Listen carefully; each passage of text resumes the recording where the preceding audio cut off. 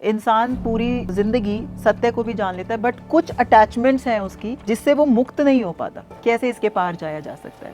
मृत्यु है चिर निद्रा। तो अब मृत्यु के समय जो आपका विचार है, आखिरी वासना, वो बड़ा महत्वपूर्ण है। सारा जन्म अगला उसी पर निश्चित होगा। जो लोग पेट्स पालते हैं, कितने लोगों के जिन्होंने अपने प्राण, कुत्ता पाल रखा, कुत्ते में अटका रखा, कैसे अटैचमेंट से मुक्ति मिल सकती है? समझ से मृत्यु के बाद भी कोई वापस आ सकता है। ये भी मैंने केसेस बहुत सुने हैं, चले गए और पूरा स्पिरिट वर्ल्ड घूम के आ गए और वापस आके एक्सपीरियंसेस भी बता रहे हैं। कई बार तो लोग अर्थी से उठ करके बैठ जाते हैं कि ये सब वही क्या केस हो? बता रही। लोग कहेंगे हार्ट ने काम करना बंद कर दिया, लोग कहेंगे ब्रेन ने काम करना बंद कर दिया। अब जैसे ही वो सज्जन घंटे बाद आए, फिर अब कैसे हार्ट ने काम करना शुरू कर दिया। सोल का अल्टीमेट पर्पस क्या लाइफ और डेथ साइकिल से मुक्त हो जाना है? अब जैसे एक नदी मुक्त होना चाहे, पहाड़ से सफर शुरू किया, कैसे मुक्त होगी? सागर में जाकर के जब मिल जाए। क्योंकि मुझे भी कई बार बहुत लोगों ने ये बोला है, स्पिरिचुअलिटी तो ओल्ड एज में जाके शुरू की जाती है। ये समाज की एक बड़ी गहरी धारणा है और बड़ी गलत धारणा, बहुत गलत धारणा है। रोज रात ऐसे सोएं जैसे आपकी आखिरी रात है। अगर आज ही रात हम विदा हो जाएं तो क्या मुक्त जाएंगे? डेली ऐसे आज जीना है जैसे ये दिन आखिरी दिन है। ना तो आप कुछ साथ लेकर के आए थे और आपको एक दिन ऐसे ही शून्य का गल की तरह चले जाना जी। और यही अटैचमेंट मृत्यु के वक्त बहुत पेन देती है आपको। मृत्यु की घड़ी में केवल वही याद आएगा जो आप जिंदगी भर याद करते हैं। अगर आपको हमारा कंटेंट अच्छा लगता है और अगर हम आपकी लाइफ में थोड़ा सा भी वैल्यू ऐड कर पाए हैं, so please subscribe to our channel Anandam for Bharat, क्योंकि आपका केवल एक सब्सक्रिप्शन हमें और हमारी पूरी टीम को बहुत मोटिवेट करता है कि हम ऐसे ही आप लोगों के लिए सेल्फ हेल्प वीडियोस लेकर आते रहें। एंजॉय कीजिए आज का ये सुपर इंटरेस्टिंग पॉडकास्ट विद स्वामी आलोक जी। इनकी लाइफ पर हमने एक फुल पॉडकास्ट किया है जिसका लिंक आपको इस वीडियो के डिस्क्रिप्शन में मिल जाएगा, जरूर देखिएगा। मृत्यु के बाद भी कोई वापस आ सकता है। ये भी मैंने केसेस बहुत सुने हैं कि चले गए और पूरा स्पिरिट वर्ल्ड घूम के आ गए और वापस आके एक्सपीरियंसेस भी बता रहे हैं। रेयरली ऐसा होता है जी। वो तब होता है, ऐसे केसेस में होता है कि जब हकीकत में आपकी डेथ का समय नहीं आया था जी। और किसी कारणवश एक्सीडेंटली या तो आप शरीर से बाहर निकल गए जी। या स्पिरिट गाइड को कुछ थोड़ी सी भूल चूक हो गई जी। और वो आपको शरीर से ले गए। और जब आप स्पिरिट वर्ल्ड में पहुंचते हैं, क्योंकि मैंने आपको जैसे बताया, ज्यादातर एक बार तो स्पिरिट गाइड तुरंत लेकर के जाते हैं आपको स्पिरिट वर्ल्ड में, फिर चाहे 13 दिन के लिए कंसोल करने के लिए आपको वापस भेजा जाएगा जी। तो उस समय अगर पता चला कि भाई ये तो समय ही नहीं हुआ था जी, तो लेकिन इस पूरी प्रोसेस में भी 4-5-6 घंटे बीत जाते हैं जी। और फिर वो 6 घंटे बाद अचानक वापस शरीर में डाल देते, एकदम उनको झटका सा लगता है जी। और कई बार तो लोग अर्थी से उठ करके बैठ जाते हैं कि ये सब क्या हो रहा है। हाँ जी। देखो, इससे एक चीज और पता चलती है, चाहे विज्ञान कुछ भी कहता हो, लोग कहेंगे हार्ट ने काम करना बंद कर दिया, लोग कहेंगे ब्रेन ने काम करना बंद कर दिया, शरीर ने। देखो अब जैसे ही वो सज्जन 6 घंटे बाद आए, फिर अब कैसे हार्ट ने काम करना शुरू कर दिया, फिर अब कैसे ब्रेन ने। सारा खेल चेतना का और प्राण ऊर्जा का, मैंने आपको बताया ना थोड़ी देर पहले, सारा खेल प्राण ऊर्जा और चेतना का है। वो चेतना वापस लौटाई, वो प्राण ऊर्जा वापस अस्तित्व ने दे दी, फिर पूरा शरीर एज इट इज वर्क करना शुरू कर देगा जी। अभी जो दिनेश सर जिनका मुझे जिक्र कर रहे थे, अभी सडन जो 30 जुलाई को अचानक 2024 में अभी जो उनकी डेथ हो गई जी। इतने प्यारे इंसान धरती पर, मतलब लाखों करोड़ों में कोई एक ऐसा देखने को मिलता है जो संत तत्व में जीते। आपने तो उनसे मिले हैं जी। वो मुझे बता रहे थे कि जालंधर के पास उनकी बुआ रहती थी, महाकंजूस, एक भी पैसा कभी नहीं खर्च किया। और बोले अचानक उनकी डेथ हो गई, और जब डेथ हो गई 6 घंटे बाद जब उनकी अर्थी ले जाने को हो रही थी, तब अचानक वो जिंदा हो गई। अच्छा। तो कह रहे हैं, दिनेश सर कह रहे हैं कि इतनी कंजूस थी, कभी एक पैसा खर्च नहीं करते थे और एकदम से उन्होंने दान देना शुरू कर दिया। देखिए, वो लोगों को चैरिटी करने लगी, मतलब भूखों को भोजन कराने लग गई, वो कपड़े देने लग गई। वो बहुत सारे लोगों ने पूछा लेकिन किसी ने बताया नहीं। दिनेश सर क्योंकि बहुत अध्यात्म से जुड़े थे, उनका सब लोग बहुत सम्मान भी करते थे। तो एक दिन वो अपनी बुआ को लेके बैठे कि बुआ मुझे तो बता दो बात क्या है कि तुम एकदम से दान करने लगी, पहले तो कभी नहीं करती थी। बोले देखो, असली राज ये है कि जब मैं मरने के बाद गई वहां पर आत्माओं के रूप में, तो सबसे पहली चीज यही पूछा गया, इसके खाते में दान कितना। अच्छा। इसने किस किस की मदद की, अच्छा। क्या क्या इसने दिया धरती को इसने। बोले और मेरे खाते में तो कुछ था ही नहीं, मेरा खाता था शून्य बटे सन्नाटा था। जी। तो बोले ये तो बड़ी शुक्र परमात्मा की कि फिर किसी ने कह दिया कि देखो अभी इसका समय नहीं है, इसको अभी थोड़े दिन के लिए ले भेजा जाइए। जा सकता हाँ है। जी। तो जैसे ही मैं वापस आई मुझे लगा मेरे पास अब थोड़ा सा समय वापस मिला है, इसमें मैं मदद कर दूं जितनी कर सकती, वाह। कम से कम मेरे अकाउंट में वो सब जमा हो। इसलिए हमारे जो कर्म हैं वो बहुत, इसलिए आपने देखा होगा मैं अपने फर्स्ट लेवल प्रोग्राम में इतना जोर देना शुरू करता हूं, मानवता के लिए कुछ करो, मनुष्य जाति, हमेशा बोलते और हैं। अपने अंदर से ईमानदारी से करो, जी। क्योंकि धरती से तो विदा हो जाना है। और जी। हैरानी की बात है, मैं तो इन राजनेताओं पर हैरान हूं सबसे पहले तो। हाँ। ये स्विस बैंक में जो आपने पैसा रख रखा है, ये पैसा कभी वापस नहीं आएगा ना, नहीं। क्योंकि ऑलरेडी भारत में आपके पास इतना पैसा, इतनी जमीन, इतनी प्रॉपर्टी, इतना सब कुछ है कि आप भारत में नहीं खपा पा रहे, राइट। तभी तो आप स्विस बैंक में ले जा रहे हैं ना। जी। तो अब कभी तो वापस नहीं आएगा। अरे भाई साहब, कुछ तो बुद्धि लगाओ, कुछ तो समझ लगाओ, उस पैसे को मनुष्य जाति के विकास के लिए लगा दो, थोड़ा सा आपकी चेतना का भी उत्थान होगा। जी। ईमानदारी से मानवता के लिए कुछ करें, ऑनेस्टली। जी। इसे नहीं कि मैं कहीं किसी ऊपर के लोक में नहीं, बस मुझे करने में मजा आ रहा है, जी। इसलिए आप कुछ तो करें, कुछ छात्रों की मदद करें, कुछ लोगों की मदद करें, देश के विकास के लिए कुछ करें। जी। चेतना, जब आप ईमानदारी से, आप बिना किसी स्वार्थ के जब आप कुछ करते हैं लोगों के, तब आप चौथे लोक से पांचवें लोक में प्रमोट हो जाते हैं। जी। जी। सोल का अल्टीमेट पर्पस क्या लाइफ और डेथ साइकिल से मुक्त हो जाना है? दरअसल जो सोल है धरती पर बार बार इसलिए आ रही है कि हम, एक तो सबसे पहले तो हाईएस्ट प्लेन पर, जैसे 7th प्लेन हाईएस्ट, जी। और 7th प्लेन से भी आगे अब हम जन्म और मृत्यु के पार चले, इस सर्किल से, जो विशेष सर्किल है, ये जो दुष्चक्र है, अब हम इसके बाहर निकल जाए। ठीक है। हकीकत क्या है, अब जैसे वो आत्मा का सफर है, हाँ जी। जो मैंने श्री राधा स्वामी परंपरा की आपको किताब बताई, जी। कि जैसे एक समय ऐसा आया कि जब पूरे ब्रह्मांड में खेल खेला गया। जी। एक जैसे छोटा बच्चा होता है ना, इतना एनर्जी उसके पास होती है, तो बच्चा खेलता रहता है, उसके लिए सब। अभी जैसे नदी के किनारे बैठ जाएगा, नदी के किनारे बैठ करके हम सब लोगों ने भी, आपने भी किया होगा कि बालू रेत से ऐसे घर बनाते जाते हैं। जी। बालू रेत से बकरी बनाएंगे, बालू रेत से भैंस बनाएंगे, बालू रेत से गाय बनाएंगे, बहुत सारे ऐसे। फिर अचानक कई घंटे हमने बिताए, सुबह से लेके शाम हो गई, और पूरा बना दिया हमने, पूरा वो भर दिया पूरा तट उसका, और अचानक माँ ने आवाज दिया, अरे शाम होने जा रही है, वहीं खेलते रहोगे क्या? और जो हमने बनाया था उसी पर पैर मारते हुए देखा जी। और पैर मारते हुए भी आनंदित हो रहे जी। और उससे पहले अगर कोई कुछ कह देता तो हम उसके ऊपर लड़ जाते, झगड़ जाते। ऐसे सब कुछ खेल की तरह शुरू हुआ। तो कुछ जैसे एक महासागर हो, और महासागर से कुछ करोड़ बूंदें, कुछ अरब बूंदें निकाल ली जाएं, और उन बूंदों को रहने के लिए एक एक घर दे दिया जाए। तो जैसे ही बूंदें महासागर से निकली, वैसे ही तड़पने लगी। अच्छा। बेचैन होने लगी, क्योंकि महासागर में जो आनंद था वो बूंद की तरह उस घर में नहीं था। जैसे किसी को चींटी का घर दिया गया, किसी को हाथी का घर दिया गया, किसी को कुत्ते का, किसी को बिल्ली का घर दिया गया। तो अब उन सारी बूंदों ने ये प्रश्न उठाया कि भाई ये परम आनंद की अवस्था कैसे होगी, ये इसके बिना तो काम चलने वाला नहीं है। तो फिर ये निश्चय किया गया कि अंत में एक ऐसा घर दिया जाएगा जो हाईएस्ट होगा, जहां पर प्रज्ञा होगी, जहां पर विवेक होगा, जहां पर समझ होगी, जहां पर मन होगा। और वो घर था मनुष्य का शरीर। इसलिए कहा जाता है मानव चोगा, मानव का चोला, मानव का शरीर श्रेष्ठतम है जी। और ये केवल और केवल सत्य की खोज के लिए, जन्म और मृत्यु के चक्र से बाहर जाने के लिए है। और वो कैसे होगा जन्म और मृत्यु से बाहर जाने के लिए?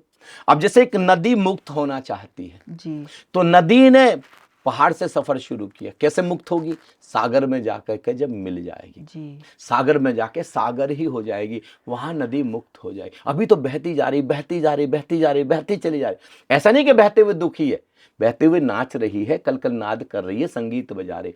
ऐसे ही हमारी जो बूंद है, अनंत अनंत सफर के बाद, और ये हमारे ऊपर निर्भर करता है, लाखों सालों का सफर करना, करोड़ों सालों का सफर करना, कि एक बार जैसे मनुष्य का शरीर मिल गया, यही जन्म। अब आप बूंद को महासागर में ले जाइए किसी भी तरीके से, और बूंद महासागर में कैसे जाएगी? नदी पर सवार हो जाइए। सुंदरतम तरकीब। कोई बूंद अगर तालाब में गिर जाएगी तो महासागर में पहुंचेगी क्या? नहीं, कभी नहीं पहुंचेगी। कैसे पहुंचेगी? नदी पर सवार हो जाइए, और नदी के साथ सफर करते करते आप भी कहां चले जाएंगे? सागर में। ऐसे ही मनुष्य की बूंद महासागर में कैसे, और नदी कैसे जो सागर में जा रही है, उस नदी का नाम संत है जी। गुरु है। किसी भी ऐसे नदी पर सवार हो जाइए जो ऑलरेडी पहुंच चुकी, जो सागर का अनुभव कर चुकी, और उसके साथ आप वहां पहुंच जाएंगे जी। वो जो सेवंथ वर्ल्ड है, उसके लिए एक ओंकार सतनाम को अनुभव करना, जी। जिसको संत मीराबाई राम रतन धन कह रही है, जिसको हिंदू कह रहे हैं राम नाम सत्य है, सत्य बोलो गत्य, उस अमृत को खोजे बिना, उस अमृत की तलाश किए बिना, उस राम रतन धन को जाने बिना, उस समाधि का स्वाद चखे बिना, ना तो आज तक उस सेवंथ वर्ल्ड में कोई पहुंचा, ना कोई पहुंचेगा। मुझे हंसी आ रही है स्वामी जी अब उन लोगों पे, क्योंकि मुझे भी कई बार बहुत लोगों ने ये बोला है कि स्पिरिचुअलिटी तो ओल्ड एज में जाके शुरू की जाती है, और मैं ये बोलती हूँ कि कोविड में देख लो कि कितनी यंग चिताएं जली हैं। तो सोल जर्नी तो स्वामी जी चाहे 20 साल का हो या 50 साल का हो या 80 साल का हो, वो तो कभी भी शुरू किया जाता है। ये समाज की एक बड़ी गहरी धारणा है और बड़ी गलत धारणा, बहुत गलत धारणा है। मेरे भी जब मेरी उम्र 6 साल की थी जी, तो मैंने पहली बार एक मृत्यु की घटना अपने बगल के घर में देखी जी। 3 दिन तक मैं उनके घर पर रहा, तो बहुत ही क्लोजली मैंने डेथ को ऑब्जर्व किया। जी। तो फिर मैंने अपनी दादी से पूछा कि भाई ये मृत्यु क्या है, ये सारा का सारा माजरा क्या है, मृत्यु के पार भी कैसे जाया जा सकता है। जी। तो मैं उसी उम्र से मैं बहुत तकड़ी खोज में लग गया। जी। तो मेरे पास जो पूजा के इंतजाम थे, प्रार्थना के इंतजाम थे, मंदिर जो भी संतों के पास मैं लग गया। तो मेरी दादी ने मुझसे कहा कि भाई ये तो बुढ़ापे की चीज है, तू अभी से इतना ज्यादा, इतने पागलपन में तू लग गया इतनी कम उम्र में, अभी तो खेलने खाने की उम्र है। मुझे भी ये चीज बोली जाती है। हाँ, तो मैंने मेरी दादी से कहा कि दादी जी आपकी उम्र कितनी है? तो उन्होंने कहा मेरी उम्र है करीब 70 साल। जी। तो मैंने कहा आपने जान लिया? हाँ। उनका चेहरा लटक गया। मैंने कहा आपने नहीं जाना ना, तो फिर आप कैसे क्लेम कर सकती हैं कि बुढ़ापे की चीज है? जी। मैं आपकी तरह 64 साल बर्बाद नहीं करूंगा, अभी से खोजूंगा मैं। जी। मेरे अनुसार भरी जवानी नहीं, 12 साल की उम्र के भारत में एक परंपरा थी ब्रह्मचर्य आश्रम। ब्रह्मचर्य आश्रम का मतलब जब आपने ब्रह्म को अनुभव कर लिया, ब्रह्म को जान लिया, जब आप पूरी तरीके से ब्रह्मनिष्ठ हो गए, जब पूरी तरीके से आप सत्य में एस्टेब्लिश हो गए, जब परमात्मा पूरी तरीके से आपके अंदर मैनिफेस्ट हो गया, जब परमात्मा ने आपको चारों तरफ से पजेश कर लिया, वो ब्रह्मचर्य आश्रम। और कितनी अनूठी संस्कृति भारतवर्ष की, उस ब्रह्मचर्य आश्रम के बाद शुरू होता था गृहस्थ आश्रम, क्योंकि गृहस्थ की क्वालिटी ही बदल जाएगी। जो गर्भ संस्कार में भी मैंने बोला कि उस समय हम कैसी कैसी श्रेष्ठतम आत्माओं को, हम एक समाधिस्थ व्यक्ति जिस आत्मा को उतार करके ला सकता है, एक साधारण व्यक्ति उस आत्मा को उतार करके नहीं ला सकता। मिलियन डॉलर की बात बोलिए स्वामी जी, सच में पता नहीं क्यों हमारा समाज को पागलपन सवार हो गया है। और कुछ युवक हैं जिनको प्यास जग भी गई है, तो बेचारे उनको रास्ता नहीं मिला। वो ऐसे वो बच्चे कैसे कैसे रिचुअल्स में उलझा दिए गए हैं, और उनको कितना हिप्नोटाइज्ड कर दिया गया है। ये जो लोग, मैं आपको जो कह रहा था ना जी, कि जैसे आपका प्रमोशन भी हो सकता है, आपका डिमोशन भी हो सकता है। मैं आपको एक राज की बात बताता हूं जी, आप इस बुक को भी पढ़ेगा, the laws of spirit world ji. दुनिया में सबसे खतरनाक चीज है किसी को सच्चे रास्ते से भटकाना। अगर आपके पास सच्चा रास्ता है तो आप दिखाइए, अगर नहीं है तो ईमानदारी से बोलिए कि मुझे केवल आसन आता है, तुम मुझसे आसन सीखो, इससे आगे की चीज सीखनी है तो किसी और से सीखो। मुझे केवल प्राणायाम आता है, मुझसे प्राणायाम सीखो, इसके आगे अगर कुछ है तो तुम वहां चले जाओ। किसी को बोल मुझे केवल मंत्र आता है और मंत्र में क्या शक्ति छिपी है, मुझे केवल वह आता है, तो मुझसे मंत्र की विद्या सीखो, मंत्र का विज्ञान सीखो, उससे कौन कौन सी शक्ति और सिद्धि मिल सकती है वो सीखो। और इससे आगे अगर सत्य की साधना करनी है तो कहीं और चले जाओ, मेरे पास सत्य नहीं है। आपकी चेतना अपलिफ्ट होगी जी, आप हायर प्लेन पर, कम से कम 6th प्लेन पर तो आप चले जाएंगे, क्योंकि कुछ लोगों को आपने राइटली गाइड किया जी। लेकिन जब आपके पास सत्य नहीं है, उसके बाद भी आप लोगों को भटकाते हैं और आप लोगों को बताते हैं कि बस तुम भागवत की कथा सुनो और इसी से तुम्हारा कल्याण हो जाएगा। और आप ये नहीं कहते कि गुरु शुकदेव ने राजा परीक्षित को जो ज्ञान दिया था, तुम जाओ भागवत की कथा सुनने के बाद कोई ऐसा सुखदेव खोजो, जीवित गुरु सुखदेव खोजो, जो तुमको वही अमृत का ज्ञान दे सके जो राजा परीक्षित को हुआ था, उसी अनहद का विज्ञान, और तुम भी राजा परीक्षित की तरह तुम मुक्त होकर के धरती से जाना। तो फिर ये सज्जन जो कथा कर रहे हैं, ये कथा करने वाले सज्जन कुछ नहीं तो चौथे से कम छठे लोक के तो अधिकारी होंगे। बेशक इन्होंने सत्य जाना या नहीं जाना, बेशक राम रतन धन जाना, लेकिन जब आप ऐसा कहते हैं मैं शिव की कथा कह रहा हूं, अरे शिव महापुराण, अरे मैं गरुड़ पुराण सुना रहा हूं, मैं ये तुमको कृष्ण की लीला सुना, बस यही सब कुछ है, बस तुम तो सुनो, बस तुम तो कथा श्रवण करो और तुम इसी से मुक्त हो जाओगे, तो फिर आप उल्टा नीचे गिर जाते जी। हम सब अच्छे से जानते हैं, वेदों से लेकर के आज तक किसी चीज को भी देख, बिना राम रतन धन के, बिना एक ओंकार सतनाम के, बिना उस ओम के, वेद जिस ओम का प्रकाश, ओम का नाद कह रहे हैं, बिना उसमें डूबे ना तो आज तक कभी कोई मुक्त हुआ, ना कोई मुक्त हो सकता। मैं पूरे विश्व से, विशेष रूप से भारतवर्ष से प्रश्न पूछता हूं, संत मीराबाई ने इतनी कृष्ण की भक्ति करी, इतनी कृष्ण की भक्ति करी, इतनी कृष्ण की भक्ति करी कि अपने रोए रोए में कृष्ण को बसा लिया जी। क्या हमको इतनी छोटी सी बात समझ में नहीं आती? क्या इतनी तो मेधा होनी चाहिए, इतनी तो प्रज्ञा होनी चाहिए जी। कि कृष्ण, वो कहती है मेरे तो गिरधर गोपाल दूसरा ना कोई। आप देखें क्या अटूट भरोसा, लेकिन उसके बावजूद भी उनको संत रविदास के पास जाना पड़ा। क्यों संत रविदास के पास गई? और कृष्ण की भक्ति करने वाली मीरा, और जब संत रविदास के पास गई तब वो गीत गाती है, पायो जी मैंने राम रतन धन पायो, वस्तु अमोलक दी मेरे सदगुरु, कृपा कर अपनायो। इसका मतलब कुछ खास चीज मिली उनको। वो राम रतन धन ये वाले राम तो नहीं थे, वो राम रतन धन कुछ और था। उस राम रतन धन को जानना है। मैं आपसे निवेदन करना चाहता हूं, पूरे भारतवर्ष से, पूरे विश्व से प्रार्थना करना चाहता हूं, कहीं पर भी कोई, ठीक है कहीं से कुछ सीखने को मिलता, सब संत बहुत सुंदर कार्य कर रहे हैं, कोई आसन सिखा रहे हैं, कोई प्राणायाम सिखा रहे हैं, कोई क्रिया सिखा रहे हैं, कोई देश के भविष्य का निर्माण कर रहे हैं, कोई युवाओं को देश के लिए तैयार कर रहे हैं, बहुत सुंदर कार्य कर रहे हैं। लेकिन मैं एक तो सबसे पहले तो सबसे, जितने लोग भी ये काम कर रहे हैं, पहले तो उनसे हाथ जोड़ के प्रार्थना करूंगा, आपको जितना आता है बस उतना क्लेम करें जी। और फिर उनको रोके ना कि बस तुम यहीं रहो। अरे भैया धरती छोड़ करके जानी है, सबको, इन शिष्यों को भी छोड़ करके जाना है। क्या करोगे? थोड़ी देर पहले तो हम मुट्ठी बांध रहे थे, मारवाड़ी बने हुए थे हम, कि मेरे पास 1 लाख हो गए, फिर 10 लाख हो गए, फिर 50 लाख हो गए, फिर 1 करोड़ हो गए, 10 करोड़ हो गए। हम ये बैंक अकाउंट में गिन रहे थे। फिर अब हम संत हो गए, अब हम शिष्यों को गिन रहे हैं। मेरे 1 लाख शिष्य हो गए, 2 लाख शिष्य हो गए, 10 लाख शिष्य हो गए मेरे। अब हम तो मारवाड़ी के मारवाड़ी हैं, और फिर हम उनको रोक करके रख रहे हैं। जैसे पहले हम सोचते थे मेरा धन किसी और के पास ना चला जाए, ऐसे ही अब हमको लगता है मेरा शिष्य किसी और के पास, तो हम उसके लिए गलत क्लेम भी करते। नहीं, गलत क्लेम नहीं, लोगों को उल्टा, आप उन लोगों को मोटिवेट करें कि जाओ जहां से जो सीखने को मिलता है। आपने देखा ना, मैं अपने कार्यक्रम में बोलता हूं लगातार, फर्स्ट लेवल प्रोग्राम से बोलता हूं, जहां से जो सीखने को मिलता है अच्छा वो सीखो।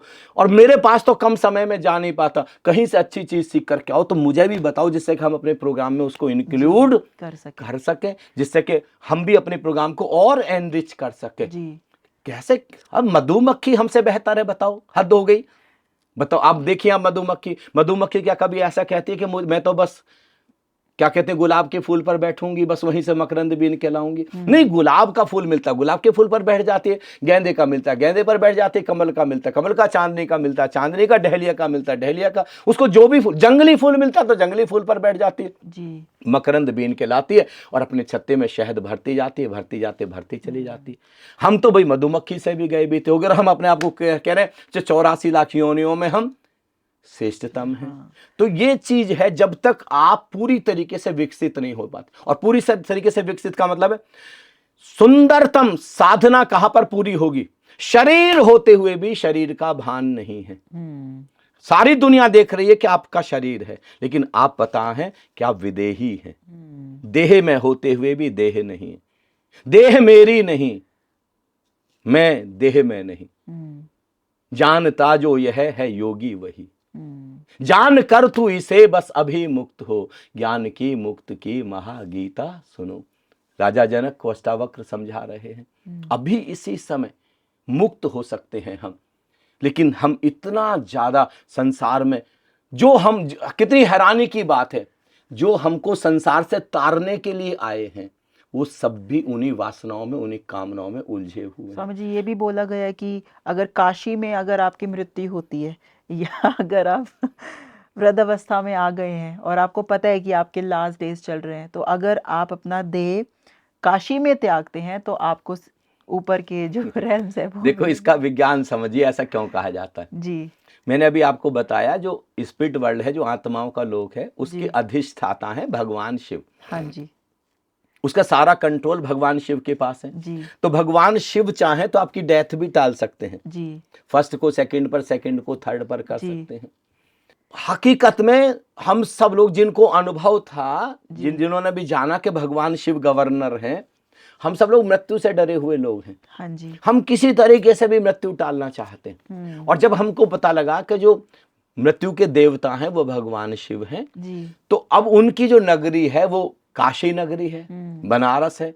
तो ज्यादातर ये प्रचलित हो गया कि काशी में जो शरीर छोड़ेंगे हाँ वो मुक्त हो जाए। हाँ जी जबकि मुक्ति तो सातवें लोक में है, जी और सातवें लोक के गवर्नर तो भगवान विष्णु है, भगवान शिव है ही नहीं। जी उसके गवर्नर एनलाइटेंड वंस, जहां जहां पर परम ज्ञानी, परम सत्य को जो परम भक्त लोग हैं, वो सब लोग तो सातवें लोक में रहते हैं, वो तो सचखंड में, वहां निर्वाण में, बैकुंठ में रहते हैं, और उसके गवर्नर वह हैं। जी ये चीज विश्व को, भारत को, बहुत सारे लोगों को पता नहीं लग सकी।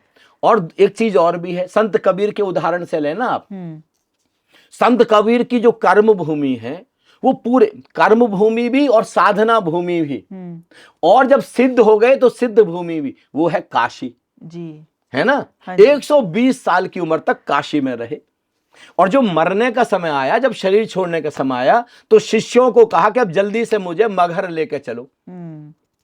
गोरखपुर और बनारस के बीच में एक जगह है जिसका नाम है मगहर जी मगहर के बारे में कहा जाता है कि मगहर में जो लोग भी शरीर छोड़ते हैं वो नरक में जाते हैं, जी और जो बनारस में शरीर छोड़ते हैं, काशी में छोड़े, वो स्वर्ग में जाते हैं। जी तो संत कबीर के शिष्यों ने कहा कि हद हो गई, पूरी जिंदगी काशी में बिताई और अब शरीर छोड़ने के लिए चले मगहर। वहां तो लोग कहते हैं नरक का वो है। जी तो संत कबीर ने कहा कि अगर काशी में शरीर छोड़ करके मैं मुक्त हुआ, मोक्ष को उपलब्ध हुआ, बैकुंठ गया, जी तो फिर ये तो काशी का प्रताप हुआ, मेरी अपनी तो मेरा कोई साधना साधना नहीं। नहीं। क्योंकि स्वामी जी, ये प्रश्न मेरे मन में भी बहुत बार आया कि जिस व्यक्ति ने पूरी जिंदगी साधना नहीं करी और वो अंतिम पलों में अगर काशी जा रहा है, तो हाउ इज इट इवन वो पॉसिबल? तो आपकी व्यक्तिगत साधना है ना। जब हाँ तक जी। आपका ब्रह्म से मिलन नहीं होता, गोविंद से मिलन नहीं होता, जब तक आप समाधि नहीं जानते, अमृत नहीं जानते, जब तक आप सत्य नहीं जानते, जी। चाहे आप काशी में शरीर छोड़ें, चाहे सोनीपत में शरीर छोड़ें, जी। चाहे आप दिल्ली में शरीर छोड़ें, और चाहे आप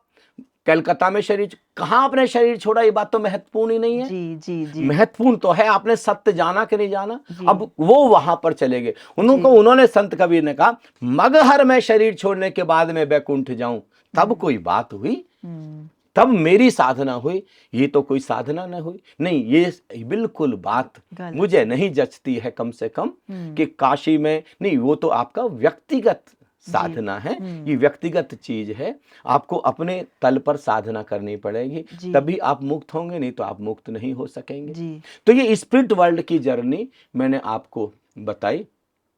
छठे वर्ल्ड के लिए मैंने आपको बताया जो श्रेष्ठतम देवी देवताओं का लोक है। जब आप देश पर कुर्बान जाते हैं, देश के लिए, चाहे वैज्ञानिक बन के, चाहे इंजीनियर बन के, चाहे डॉक्टर बन के, प्रोफेसर बन के, कुछ भी बन के आप, या राजनेता बन के, जब देश की आप पूरी ईमानदारी से सेवा करते हैं, चाहे आप स्वतंत्रता सेनानी बन के, चाहे आप आर्मी के कोई जवान बन के, चाहे आप आर्मी के ऑफिसर बन, किसी भी रूप में देश की रक्षा करते हैं, देश के लिए कुछ करते हैं, देश की पूरी जाति के लिए कुछ करते हैं, स्वार्थों से ऊपर उठ के, तब आप चौथे से छठे लोक के अधिकारी बनते। सारे स्वतंत्रता सेनानी वहीं उसी लोक के अधिकारी, लेकिन फिर भी आप मार्जिनल चूक जाएंगे सेवंथ वर्ल्ड में। आपने बहुत कुछ किया, लेकिन फिर भी सेवंथ वर्ल्ड में जाने से चूक जाएंगे, सत्य नहीं जाना आपने। तो एक चीज जोड़ दें, जितने भी देश प्रेमी लोग हैं, जो देश के प्रति, राष्ट्र के प्रति बहुत प्रेम, मैं उनसे कहता हूं कि किसी ऐसे फकीर को, किसी ऐसे संत को खोजें जो आपको राम रतन धन की कुंजी सौंप दे, जिसको गुरु गोरखनाथ कह रहे हैं, शब्द ही तारा, शब्द ही कुंजी, शब्द ही शब्द समाया, और शब्द ही शब्द से परचा हुआ, शब्द ही शब्द जगाया, पूरे ब्रह्मांड में जो शब्द है वो अचानक जाग जाएगा किसी ऐसे फकीर, किसी ऐसे संत के साथ में। यही साधना, सच्ची साधना जो आपको मुक्त करेगी। एक ये है स्वामी जी, जैसे आपने बताया कि अटैचमेंट्स की बात की अभी आपने, तो इंसान पूरी जिंदगी सत्य को भी जान लेता है, बट कुछ अटैचमेंट्स हैं उसकी जिससे वो मुक्त नहीं हो पाता कभी कभी, तो कैसे इसके पार जाया जा सकता है कि मृत्यु आपने की? बड़ा महत्वपूर्ण प्रश्न उठाया जी कई बार ऐसा भी होता है कि व्यक्ति एनलाइटेंड होने के बाद भी जी किसी के प्रति आसक्ति में आ जाता है। जैसे कि स्वामी जी, मैं अभी कुछ दिन पहले ही एक कथा पढ़ रही थी कि जड़ भरत नाम के एक ऋषि हुए राइट, थे, बिल्कुल वो वाली कथा मैं आपको कहने ही वाला था। उनके प्राण जो हैं वो एक उसमें हिरणी में अटक गए थे, उसके बच्चे में, और अगला जो उनको जन्म मिला था वो हिरण की योनि में मिला था। जैसे वो नदी के किनारे बैठ हाँ करके जी तपस्या कर रहे हैं जी जड़ भरत ऋषि, जी परम ज्ञान को उपलब्ध हैं, परम जी सत्य को उपलब्ध हैं, जी और अचानक किसी के चिल्लाने की आवाज आई तो उन्होंने देखा एक हिरण का बच्चा नदी में गिर रहा, नदी में डूब रहा है, जी तो एकदम से नदी में कूदे और उसको बचा करके ले आए। जी और फिर क्या कहते हैं, वो उसकी सेवा करने लगे। वो जो हिरण का बच्चा था उनके इर्द गिर्द रहने लगा। अब जी धीरे धीरे उनका प्रेम होने लगा, अब प्रेम धीरे धीरे अटैचमेंट में बदलने लगा। जी वो हिरण का बच्चा कहीं चला जाता, इधर उधर हो जाता, तो वो बहुत ही परेशान हो जाते। जी और मृत्यु की घड़ी में याद रखिए, मैं आपको बिलियन बिलियन डॉलर चीज बता रहा हूं। जी मृत्यु की घड़ी में जो आपकी आखिरी वासना है जी उसी पर सब कुछ खड़ा है, आपका महल स्पिरिट वर्ल्ड का। अच्छा और अगला बर्थ भी उसी पर। देखिए, आप एक चीज देखिए, एक चीज से समझने की कोशिश करिए। जी आप जितने भी लोग हमारी पॉडकास्ट देख रहे हैं, जी मैं सारे लाखों मित्रों से एक प्रश्न पूछता हूं, आप जरा अपने अनुभव से देखिए। आप अभी अगर आपने नहीं देखा तो आज से आप अनुभव करने की कोशिश करिए। जी रात जब आप सोते हैं हाँ तो सोते समय आप जागरूक हो जाइए और उस समय देखिए अब आपके अंदर क्या थॉट चल रहा है। तो जो लास्ट थॉट होगा नींद आने के ठीक पहले, जो वही सपने अंतिम में विचार चलता है, जी अब सुबह जब आप जगेंगे आप बड़े हैरान हो जाएंगे, आपका पहला विचार वही होगा, यानी 8 घंटे की नींद में पूरे रात वही विचार चलता रहा है। तो ऐसे ही अब मैंने आपको मृत्यु क्या बोली, मृत्यु है चिर निद्रा। चिर निद्रा। अब आप स्थायी रूप से सोने के लिए जा रहे हैं, तो अब मृत्यु के समय जो आपका विचार है, आखिरी वासना, आखिरी कामना, आखिरी विचार जी, वो बड़ा महत्वपूर्ण है। सारा जन्म अगला उसी पर निश्चित होगा। तो अब आप उस थॉट को लेकर के अब आप स्पिरिट वर्ल्ड में जा रहे हैं। अब जब आपका अगला बर्थ होगा उसी थॉट पर बेस्ड होगा।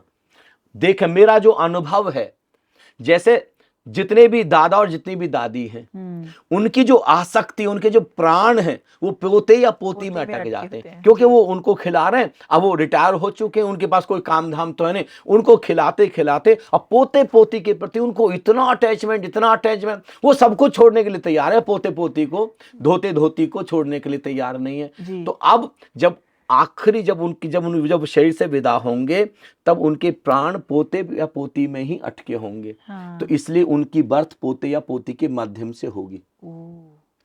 जो लोग पेट्स पालते हैं, हाँ जी, उनके लिए विशेष रूप से मेरी प्रार्थना है, आप पशुओं की सेवा करें, पक्षियों की सेवा करें, लेकिन अपने प्राण ना। कितने लोगों के जिन्होंने अपने प्राण कुत्ता पाल रखा, कुत्ते में अटका रखे।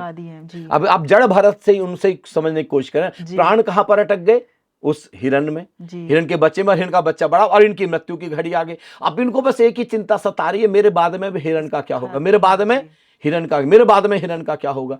अब देखते हैं, अब इनका अगला बर्थ फिर वहीं उसी माध्यम से हुआ। ये खुद इतना बड़ा फकीर, इतना बड़ा ऋषि, इतना बड़ा संत, एनलाइटेंड होने के बाद भी हिरण के रूप में धरती पर एक बार आया। कैसे अटैचमेंट से मुक्ति मिल सकती है? समझ से जी, प्रेम में रहिए जी। मेरा आपसे प्रेम हो सकता है, लेकिन अटैचमेंट क्यों जी?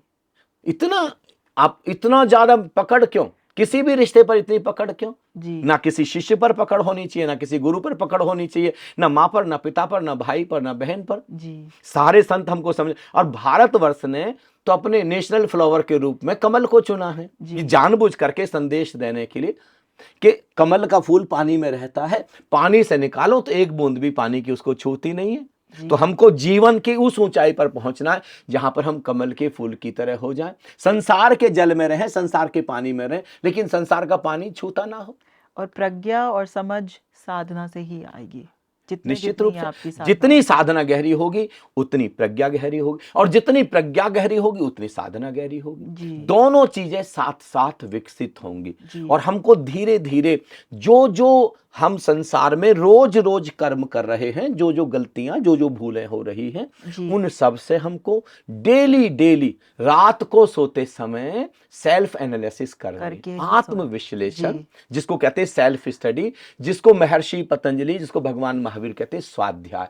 स्वाध्याय का मतलब है स्वयं का स्वयं के द्वारा अध्ययन। जैसे आप हमेशा प्रोग्राम्स में बोलते हैं कि रोज रात ऐसे सोएं जैसे आपकी आखिरी बस रात है। अगर आज ही रात हम विदा हो जाएं जी। तो क्या मुक्त जाएंगे? हाँ, बस ये सोच के सबसे सोएं। अगर आपको इच्छा थी कि किसी से क्षमा मांग लें तो रात क्षमा मांग करके ही सोएं। पता नहीं डेथ हो जाए, अब आपकी आत्मा भटकती रहे कि भैया हमें तो क्षमा मांगनी थी, अब आप अटक गए कि नहीं अटक गए वहां पर। जी। किसी का सम्मान करना है, किसी को प्रणाम बोलना है, ये सारा अकाउंट क्लोज करके सोएं। रात जब सोएं तो क्योंकि कितने लोग रात को सोते हैं, सुबह जगते नहीं है। रात जी। में ही प्राण निकल जाते हैं, जी। रात में ही शरीर से मुक्त हो जाते हैं। डेली ऐसे आज जीना है जैसे ये दिन आखिरी दिन है। बस आज ही सब कुछ कर लेना है, सारा हिस्सा। जिससे क्षमा मांगनी है क्षमा मांगनी है, जिसको क्षमा करना है उसको क्षमा करना, जो जीना है आज ही जीना, सत्य जानना है तो बस आज ही जानना है। पूरी तरीके से हम ऐसे जल में कमलवत, ये याद रखिएगा, जल में कमलवत। और ऐसा मैं आपको खुद जी करके बता रहा हूं मैं जी। आपने देखा होगा अतिशय प्रेम है मेरा जी सबके साथ जी। मतलब ऐसा नहीं किसी एक व्यक्ति के, हजारों हजारों लोगों के साथ मेरा अतिशय प्रेम है, लेकिन अटैचमेंट एक व्यक्ति के साथ में भी नहीं। अभी सारी दुनिया जाती हो तो जाए, अभी मैं जाता हूं तो अभी मैं चला जाऊं। There is no attachment at. ये भी एक कला है स्वामी जी। ये चीज आपको अपने अनुभव से आएगी। और हम कितनी आसानी से बोल देते हैं कि वहां चले जाओ, वहां अगर प्राण चले गए तो वहां तुम्हारी मुक्ति है। अब एक चीज आप देखिए, व्यक्ति को इतनी सी बात समझ में नहीं आती कि आपको कुछ भी ना, तो आप कुछ साथ लेकर के आए थे जी, आप खाली हाथ आए थे जी, बिल्कुल मुक्त आए थे, शून्य गगन की तरह जी, और आपको एक दिन ऐसे ही शून्य गगन की तरह चले जाना जी। तो बीच में इतना सारा बंधन क्यों जी? आप मुक्त होकर के क्यों नहीं जी सकते जी? और ये विषय पति पत्नी मुझे समझ में नहीं आता। हर रिश्ते में आप ईमानदारी से बताइए, देखो आपने अपने इर्द गिर्द जितने भी रिश्ते देख, मतलब सब लोग अटैचमेंट को ही प्रेम समझते हैं। हाँ। अगर जैसे कोई पति पत्नी को प्रेम तो अतिशय करते हो, लेकिन बंधन ना हो तो पत्नी को कहीं ना कहीं शक बना रहेगा। हाँ। अरे मुझे सच में प्रेम करते भी है कि नहीं प्रेम। और हकीकत में प्रेम वही व्यक्ति कर सकता है जिसका अटैचमेंट छूट गया। हाँ। जब तक अटैचमेंट है तब तक तो आपने उसकी व्यक्ति के लिए सजा कर रखी है। कभी कभी तो शिकायत ही ये होती है कि आप मेरे लिए पॉजेसिव नहीं है। बताओ, हद हो गई, मेरे को पॉजेस करो। हाँ। मतलब कई लोग, अब मैं तो अपनी जो बेटियों पर हैरान हूँ। कार्यक्रम के माध्यम से मैं हजारों बेटियों से मिलता हूँ जी। अब जो लड़के उनको पजेस करते हैं ना, इससे बात नहीं करनी, यहाँ नहीं देखना, वहां नहीं जाना, ये काम नहीं करना, उनको बड़ा अच्छा लग रहा होता कि अरे कितनी केयर कर रहा है। मैं उनको बोलता हूँ अभी शादी हो जाने दो, तुमको दाल आटे का भाव पता चल जाएगा, तुम्हारी सजा बना देगा ये बंदा जी।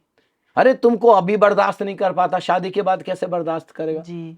ये कोई केयर नहीं है, इसको मैं कोई केयर नहीं समझता मैं जी। आप जरा सी भी फ्रीडम नहीं दे रहे, क्यों सा? वो एक स्वतंत्र आत्मा है जी। वो एक पूरी तरीके से लिबरेट सोल है जी। उसको फ्रीडम है कहीं आने की, कहीं जाने की, किससे बात करने की, किससे मिलने की, कुछ अपना चुनाव। अब आप उसको सब्जेक्ट तक भी नहीं चुनने देते कि नहीं मैंने मैथमेटिक्स लिया तो अभी मैं नहीं, उसको तो ज्योग्राफी में इंटरेस्ट है तो उसको ज्योग्राफी लेने दो ना, उसको तो बहुत मजा आता है पूरे विश्व के बारे में पढ़ने में जी। आपको विज्ञान पढ़ने में, गणित पढ़ने में, तो आप अपना मजा लो ना जी। अब आप उसको धक्के से ही आप उसको मैथमेटिक्स में एडमिशन करा दोगे।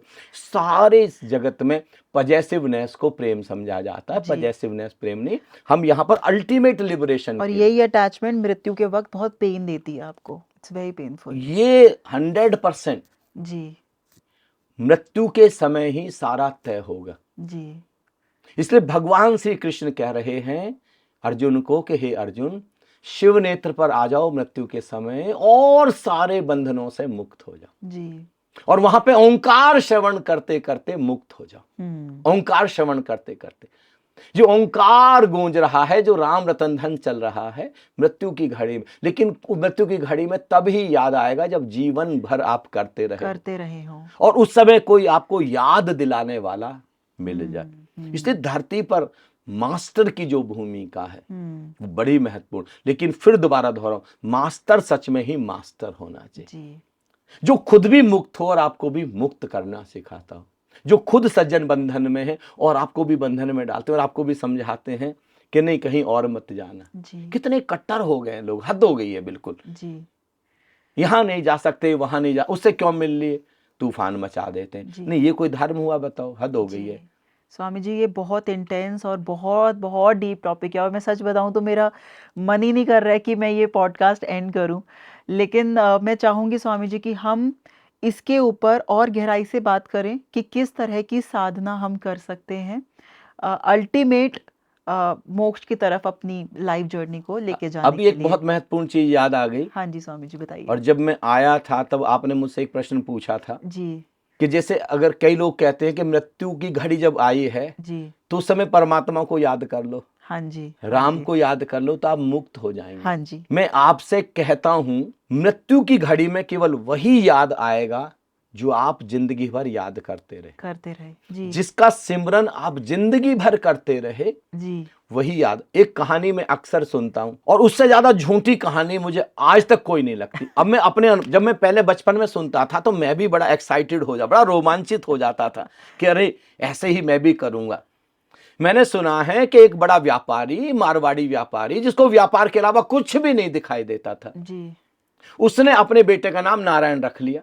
पूरी जिंदगी भर दुकानदारी, न पत्नी को देखता, न बेटों को देखता, न बेटी को देखता, किसी को भी नहीं देखता। फिर अचानक जब उसकी मृत्यु आई तो उसको पानी प्यास लगी और उसने मांगा पानी, नारायण जी। और मैंने सुना है कि वो नारायण दौड़ करके आ गए जी। आप कहते हैं परमात्मा को कि वो परम बुद्धिमता है जी। उनको इतनी भी बुद्धि नहीं है कि उनको समझ में आए कि बेटे को पुकारा कि मुझको पुकारा। मैं ये प्रश्न पूछना चाहता हूँ जी, जी। और वो नारायण दौड़ करके आ गए और वो सज्जन मुक्त हो गए। हाँ। इतना सस्ता है क्या? सोचने वाली हकीकत की घटना तो ये है, मैं आपको सुनाता हूँ। सेठ चंदूलाल जिंदगी भर दुकान करते रहे जी। दुकान के अलावा कुछ भी नहीं उनको नजर आता था, बच्चे भी नजर नहीं आते थे, पत्नी भी नजर नहीं आती थी जी। लेकिन फिर भी पता नहीं कैसे संयोग से 3 बच्चे पैदा हो गए उनको। अब जब मरने लगे मृत्युशैया पर, तो मृत्युशैया पर मरते मरते अचानक उन्होंने पत्नी से पूछा कि मेरा बड़ा बेटा कहाँ है। तो पत्नी तो खुश हो गई कि मरते समय ही सही कम से कम बेटे को याद किया। उन्हें कहा ये देखिए आपके सिराने, ये सिर के पास आपका बड़ा बेटा बैठा है। पत्नी बहुत खुश थी। तो उन्होंने फिर 20-30 सेकंड बाद फिर कहा कि फिर मझला बेटा कहाँ है। और भी खुश होगी पत्नी, तो मझले बेटे को भी याद किया। उन्होंने कहा देखिए चारपाई के बिल्कुल बीच में बैठा हुआ आपकी सेवा के लिए। तो उसने फिर 10-20 सेकंड बाद फिर छोटा बेटा कहाँ है। तो उन्होंने कहा और भी खुश होगी कि भाई आज तो तीनों बेटों को याद कर लिया कि देखिए आपके पायतन पैरों की तरफ छोटा बेटा बैठा है। और वो तो सज्जन एकदम मरते मरते खड़े हो गए एकदम। अच्छा। और वो उठा ली उन्होंने छड़ी, बोले फिर दुकान पर कौन है? अरे तीनों बेटे यहाँ हैं तो दुकान कौन देख रहा है जी। अब जिंदगी भर दुकान की तो मरते समय अब दुकान ही याद रहेगी ना, मरते समय परमात्मा याद आ जाएगा। मुझे रियल इंसिडेंट एक याद आ रहा है। मैं अपने नाना जी को देखने के लिए जब उनके अंतिम पल थे तो मैं आईसीयू में गई थी। तो वहाँ पर साथ वाले ही बेड पर एक सज्जन, शायद उनका अंतिम पल, उनका भी जाने का वक्त आ गया था, तो वो अनकॉन्शियस थे और उनके मुंह से ये निकल रहा था कि अरे मेरी प्रॉपर्टी का भाव अब इतना हो गया है, खरीद लो। मतलब बिल्कुल आखिरी उनके पल थे और उनकी उम्र होगी कुछ 91 साल कुछ थी, मतलब बहुत ही वृद्ध अवस्था में थे।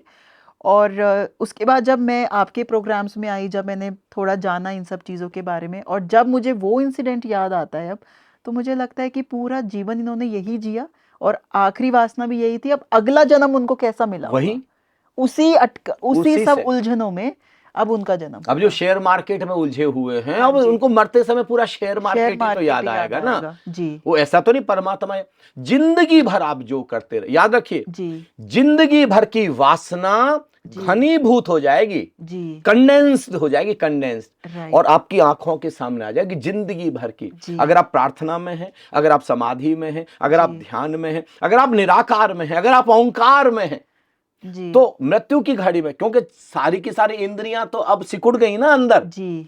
जो काम हम समाधि में हम कहते हैं आंख बंद करो, कान बंद करो, अब भीतर मुड़ जाओ, हम इतने सजेशंस देते हैं, तब किसी तरीके से साधक भीतर मुड़ते हैं। जी। परमात्मा ने खुद ही कर दिया ना, अब आंखें देख नहीं पा रही हैं, आंखें भीतर जाने लगी, आंखें बंद होने लगी, कान भीतर जाने, तो ओंकार तो इतना तेज प्रकाश, इतना तेज, इतनी रोशनी हो जाती है। तो जो लोग साधना से, उनको तो मजा आ जाता है जी। अरे कितनी हमको साधना करनी पड़ती, अब तो ओंकार ही ओंकार है, प्रकाश ही प्रकाश है, आलोक ही आलोक, समाधि ही समाधि है। लेकिन किन के लिए? जिन्होंने साधना की है।